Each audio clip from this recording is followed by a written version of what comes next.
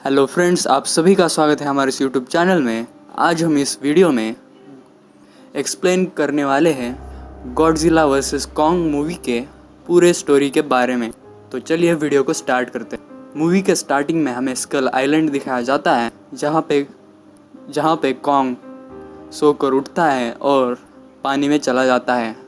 वहीं पे उसी जगह पे हमें एक छोटी लड़की दिखाई देती है जो कॉन्ग जैसी दिखने वाली डॉल को बनाती है और बनाने के बाद वो डॉल कॉन्ग को दिखाती है। कॉन्ग उस डॉल को देखता है और देखने के बाद वो एक पेड़ को उखाड़ता है। पेड़ को उखाड़ने के बाद वो उसका भाला बनाता है और रैंडमली आकाश में फेंक देता है। तो वो भाला जाके किसी चीज़ से टकराता है। तो तभी हमें पता चलता है कि ये असली वर्ल्ड नहीं है, बल्कि आर्टिफिशियल इंटेलिजेंस और रोबोटिक्स की मदद से बनाया गया एक कंटेनमेंट जोन है जो खास कॉन्ग के लिए बनाया गया है। ये आर्टिफिशियल कंटेनमेंट जोन मोनार्च ने बनाया हुआ होता है, जिसे हमने पिछली मूवी में भी देखा था। ये अभी काफ़ी फैल गया है और वो अभी कॉन्ग पे नज़र रख रहा है। इसके बाद हमें समुंदर के पानी में कुछ हलचल दिखाई देती है। ऑफ कोर्स आपको पता ही होगा कि गॉडजिला आ रहा है। गॉडजिला ज़मीन पर आता है। ज़मीन पर आने के बाद वो वहाँ की एक कंपनी को, जिसका नाम है एपेक्स, उस पर पूरी तरह से हमला बोल देता है और वहाँ के बिल्डिंग्स को और चीज़ों को तबाह करने लगता है। ये कंपनी भी मोनार्क जैसी है जो टाइटन्स पे रिसर्च करती है। गॉडजिला बिना किसी वजह के उस कंपनी पे हमला नहीं कर सकता।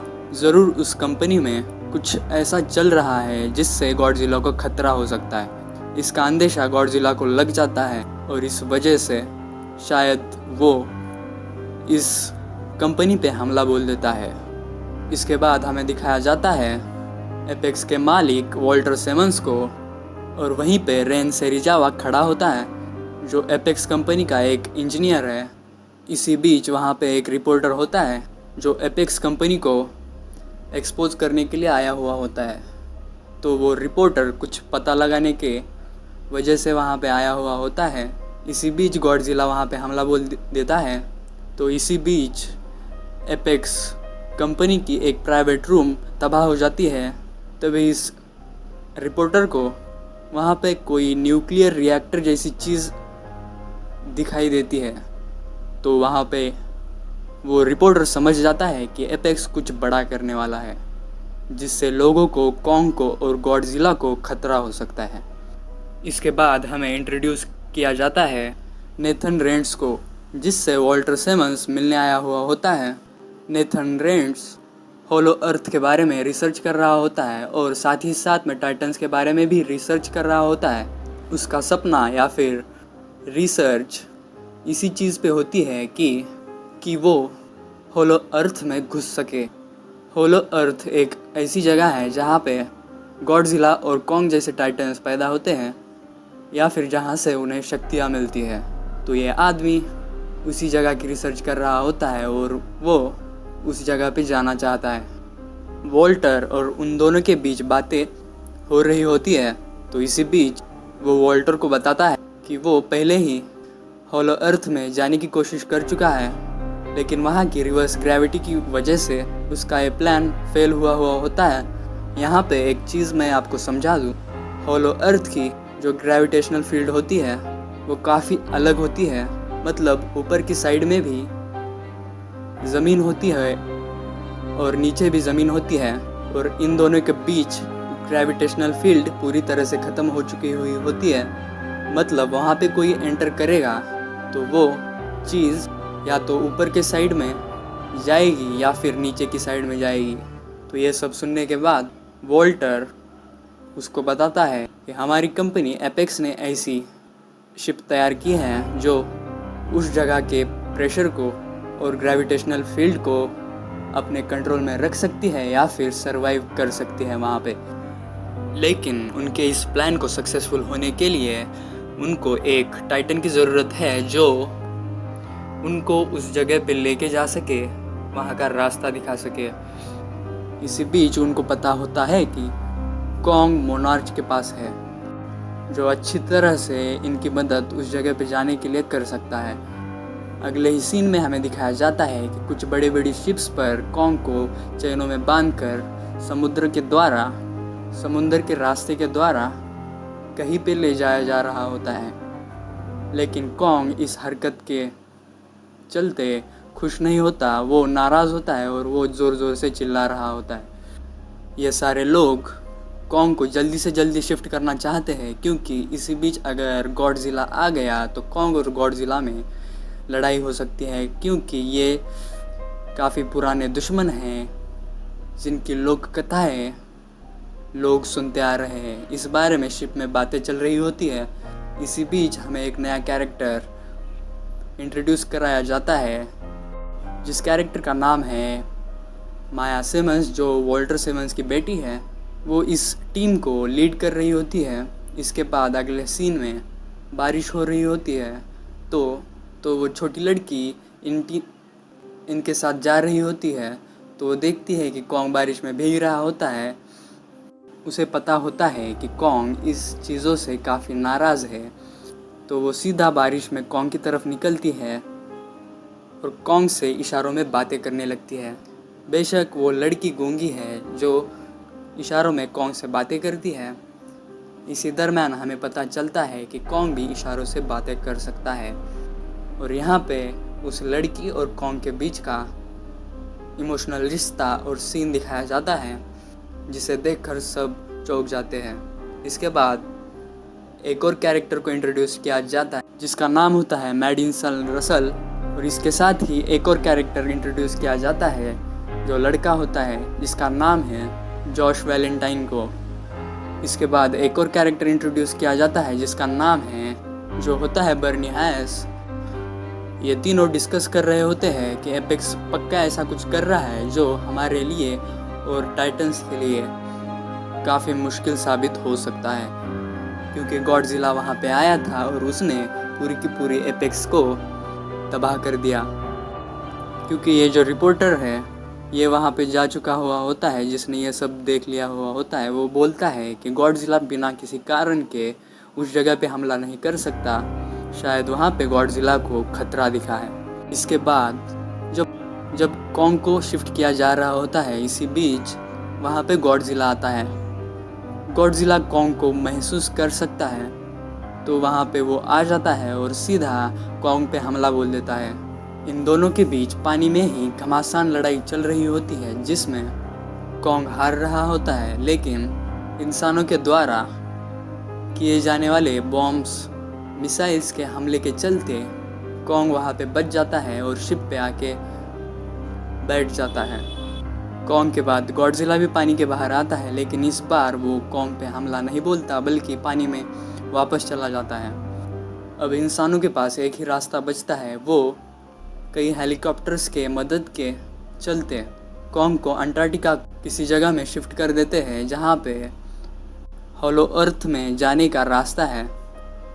ह्यूमंस कॉन्ग को उस हॉलो अर्थ के रास्ते में भेजना चाहते हैं, लेकिन कॉन्ग तैयार नहीं होता उस रास्ते में जाने के लिए। लेकिन जिया को मैनिपुलेट करके कॉन्ग को बताया जाता है कि वहाँ उसका घर हो सकता है, तो कॉन्ग सीधा उस रास्ते में चला जाता है और कॉन्ग के पीछे पीछे सारे ह्यूमंस अपनी शिप्स में बैठ के निकल पड़ते हैं।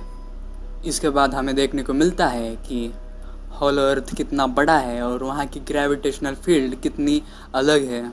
तो इसके बाद कॉन्ग की लड़ाई वहाँ के दो छोटे छोटे क्रीचर्स से होती है। हालांकि वो काफ़ी बड़े होते हैं, लेकिन कॉन्ग से छोटे होते हैं।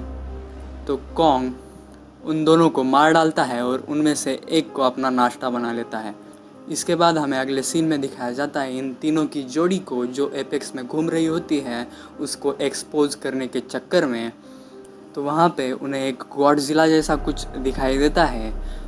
तो वो लड़का बोलता है ये गॉडजिला नहीं है, बल्कि मेका गॉडजिला है, जो कि गॉडजिला से कई गुना ज़्यादा ताकतवर है। तो ये कंपनी है जो अपनी AI टेक्नोलॉजी के चलते और रोबोटिक्स के चलते दुनिया पे राज करना चाहती है। गॉडजिला को मारने के बाद अपने बनाए गए मेका गॉडजिला के मदद से वहाँ पे वो मेका गॉडजिला को टेस्ट कर रहे होते हैं। इसी बीच वो लोग स्कल स्क्रोलर को मेगा गॉडजिला पे छोड़ देते हैं, लेकिन मेगा गॉडजिला बड़े ही आराम से उस स्कल स्क्रोलर को हरा देता है।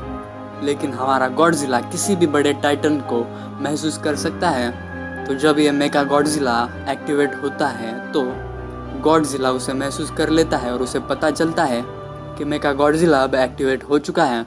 तो गॉडजिला सीधा हांगकांग आ जाता है जहाँ पे मेगा गॉडजिला है।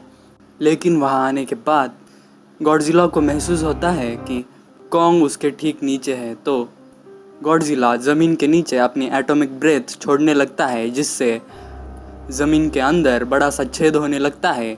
वो छेद सीधा कॉन्ग की तरफ जाता है।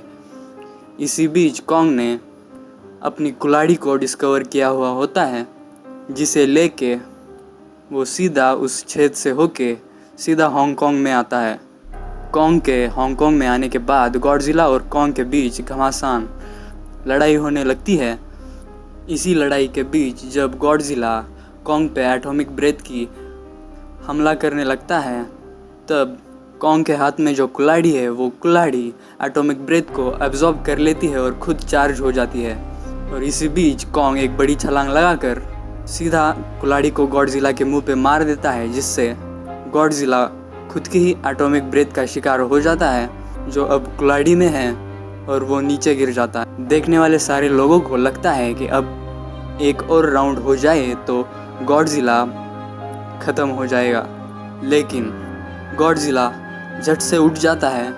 उठने के बाद सीधा कॉन्ग पे हमला कर देता है, जिसमें कॉन्ग की कुल्हाड़ी नीचे गिर जाती है और गॉडजिला कॉन्ग को इतनी बुरी तरह से पीटता है जिससे उसका एक शोल्डर डिसलोकेट हो जाता है।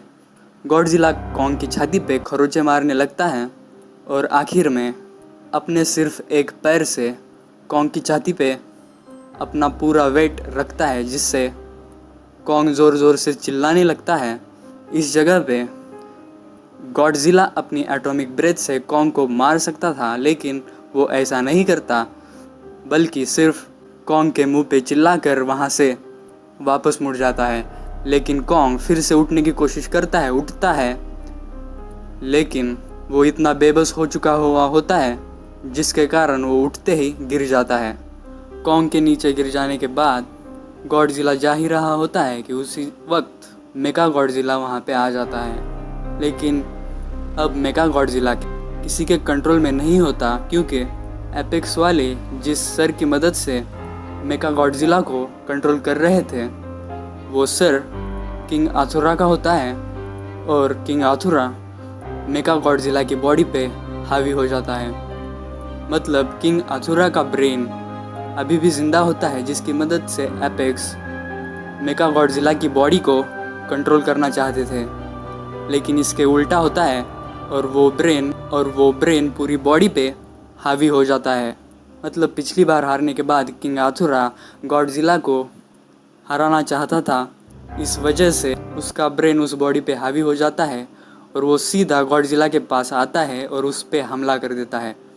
लेकिन इसी बीच जो कॉन्ग ज़मीन पे गिरा हुआ होता है, तो इस वजह से कॉन्ग की हार्ट बीट कम हो रही होती है, तो उसको बचाने के लिए ह्यूमंस उनकी शिप का इस्तेमाल करते हैं, जिसकी मदद से उसके छाती को झटका देने के बाद कॉन्ग फिर से ज़िंदा हो जाता है। तो इसके बाद कॉन्ग उठता है और अपने सामने जिया को देखता है। जिया उसको समझाती है गॉडजिला उसका दुश्मन नहीं है, बल्कि वो मेगा गॉडजिला उसका दुश्मन है। तो ये समझने के बाद कॉन्ग सीधा मेगा गॉडजिला पे हमला कर देता है। तो इसी बीच गॉडजिला और कॉन्ग दोनों मिलके मेगा गॉडजिला पर हमला बोल देते हैं, लेकिन मेगा गॉडजिला इतना स्ट्रांग होता है वो दोनों को संभाल लेता है, वो दोनों पे हावी हो जाता है। इसी लड़ाई के बीच कॉन्ग को अपनी कुल्हाड़ी दिख जाती है, जो कि अभी चार्ज नहीं है। फिर भी कॉन्ग उस कुल्हाड़ी को देखता है, भाग के जाता है उस कुल्हाड़ी के पास, उस कुल्हाड़ी को उठाता है और उस कुल्हाड़ी से मेगा गॉडजिला पे हमला बोल देता है। लेकिन मेगा गॉडजिला पर उसका कोई असर नहीं होता है, क्योंकि वो कुल्हाड़ी अभी चार्ज नहीं होती। ये गॉडजिला के समझ में आ जाता है और वो कॉन्ग की मदद करते हुए उसकी कुल्हाड़ी में अपनी एटॉमिक ब्रेथ छोड़ देता है, जिसकी मदद से वो कुल्हाड़ी चार्ज हो जाती है। और फिर अकेला कॉन्ग मेका गॉडजिला पे हावी हो जाता है, उसे बुरी तरह से पीटता है और आखिर में उसका सर धड़ से अलग कर देता है। इसके बाद गॉडजिला और कॉन्ग फिर से आमने सामने आ जाते हैं, लेकिन इस बार कॉन्ग अपनी कुल्हाड़ी को नीचे गिरा देता है और गॉडजिला की तरफ देखने लगता है। गॉडजिला समझ जाता है कि कॉन्ग उससे लड़ना नहीं चाहता और शायद गॉडजिला भी कॉन्ग से लड़ना नहीं चाहता, तो गॉडजिला कॉन्ग की तरफ देखता है, ज़ोर से चिल्लाता है और वापस मुड़ के समुंदर में चला जाता है। दूसरी तरफ कॉन्ग जिया से आखिरी मुलाकात करके अपने घर मतलब होलो अर्थ निकल जाता है और इसके बाद कॉन्ग वहाँ पे वो ज़ोरों से दहाड़ रहा होता है और यहाँ पे ये मूवी ख़त्म हो जाती है। इस मूवी में कोई पोस्ट क्रेडिट सीन नहीं है, तो यहाँ पे ही ये मूवी ख़त्म हो जाती है। अगर ये वीडियो आपको पसंद आया हो तो वीडियो को लाइक करो, आपके दोस्तों के साथ इस वीडियो को शेयर करो। ऐसी वीडियोस देखने के लिए हमारे चैनल को सब्सक्राइब करो। मिलते हैं अगली वीडियो में, तब तक के लिए बाय बाय।